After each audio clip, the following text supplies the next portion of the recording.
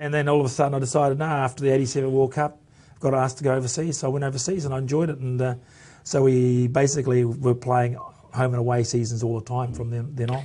You had a few theories about why you got dropped from the All Blacks. Have you changed any of those ideas, or have you come to any firmer solution about why? Well, when you listen to people, like I met up with a couple of All Blacks or one All Black in particular, and he told me what was going on in '89 behind closed doors. Meetings going on just to get rid of me, and so this is player-driven meetings. Player-driven meetings, and basically he told me what was going on, and it just so happens that these things happen and you don't know about it. But I found out about 3 years later, after I'd been dropped, and so you always have to watch your back. There's always something going on. It could be going on inside the team. The egos of players can be pretty big, and I think that it happened. And so I was going on 34, I think. And I said, I've had a very good run, won a World Cup, and I'd love to have gone to the next World Cup, but it wasn't to be. Lots was always made of your rivalry, for want of another word, with Zinzan Brooke, and on all sorts of fronts. He was a very different player from you at the start. Did you get along with Zinny?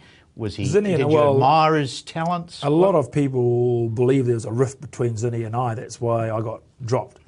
But we've never had a problem, between him and I. I always said to him that, if you want to talk, we talk anytime. And so we've had a couple of conversations together, and he didn't mind playing 6 while I was playing 8, and so he just wanted to play. That was his big thing. He just wanted to play, and but he had to actually really prove himself. I wasn't going to give the position away to him, and he kept me honest. As a bit young, his skills he had were tremendous. And I think that Auckland allowed him to do anything he wanted to do, but when the All Blacks, we never saw a lot of that skill. We saw a bit of it, but not to the same extent, because he had to do a little bit more hard work. Well, he was a late bloomer with the All Blacks, really. Yeah, he didn't really get into 92, really. Yeah, that's right. When he came to his... So he got the job in 1990, and then 91 went to the World Cup, but then, he lost his position to Aaron Penny, because, Laurie Mates took over.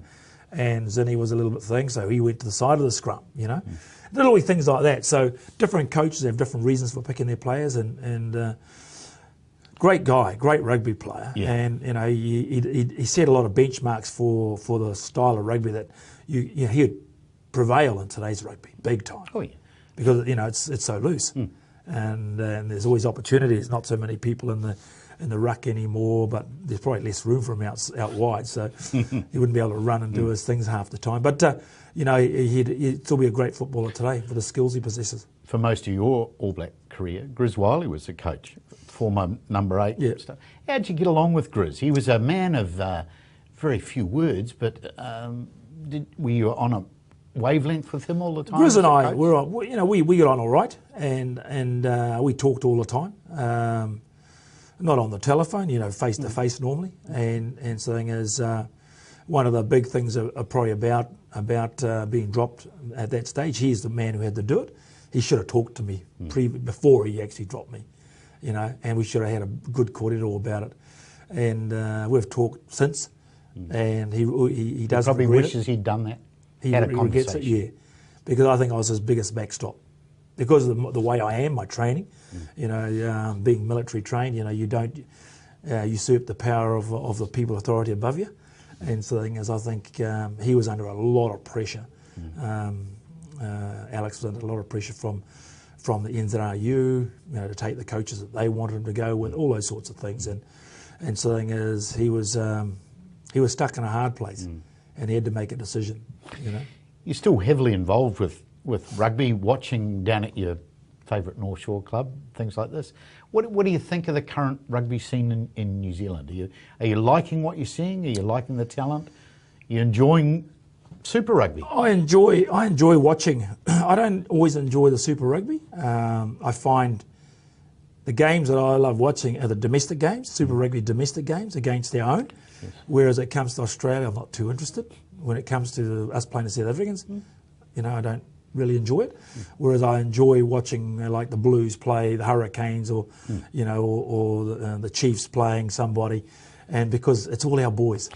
our own boys, our homegrowns. Do you still find yourself playing selector when you watch those games? No, I don't do that, and I just tend to watch it for the sake of watching it.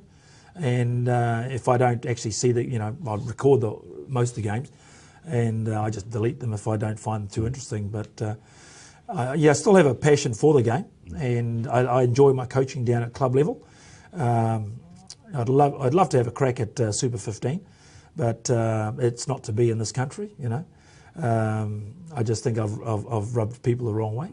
But notwithstanding that, I still think I've got a lot to offer the game. But at the same time, when you get knocked back from not even getting interviews to get into these, to get to the next level, it's actually quite amazing when you're only 56 years of age and you've got another 10 years of rugby in you, and you're sitting on the sidelines doing absolutely nothing. So how else are you occupying your time? How do you fill in the rest of your days these days when you're not connected to rugby? Well, I spend a lot of time with down the club, coaching down there with the kids, and trying to get the club running and really well, and helping out there where you can. And basically, Brad Johnson just come back into the club in the off season. He's our new president, and he's got a few ideas, and we've talked about a few things that we can be improved, and especially on the playing field and the playing grounds, down there.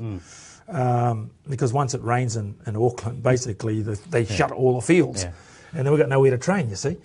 And we've got training fields, but they just turn to mud very quickly. And have you got a few business ventures you're involved in? Yeah, well, I do a bit. Most of my work is in regards to public relations and promoting.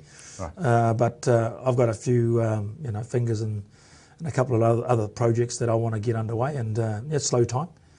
But once you get them under the way, you just, it'll gather speed along the road.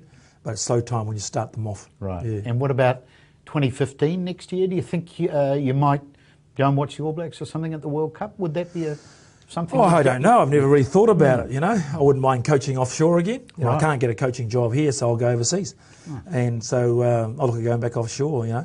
My family. I've got a son that lives in Europe. I've got a daughter who lives here, and so it'd be tough taking my wife though, especially with grandchildren. Her grandchild now, so